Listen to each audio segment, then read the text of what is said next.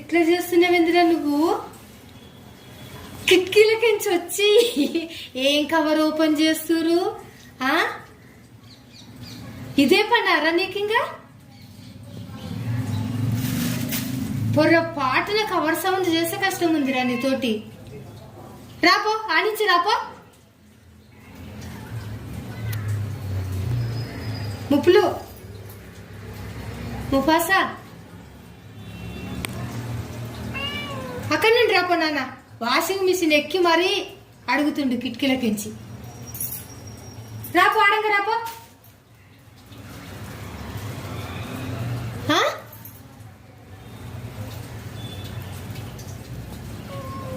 ఏంది